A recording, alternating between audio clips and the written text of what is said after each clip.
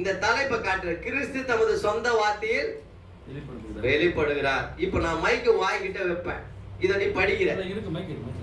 மைக்கு கொடுப்பா, நிறுத்தி நிதானமா படி. யூடியூப்லயும் கேக்குறாங்க.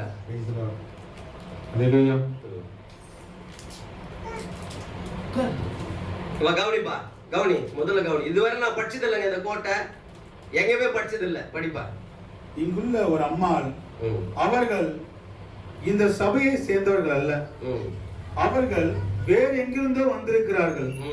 காலையில் அவர்கள் வந்தபோது அவர்கள் கையில் ஒரு புகைப்படம் இருந்தது.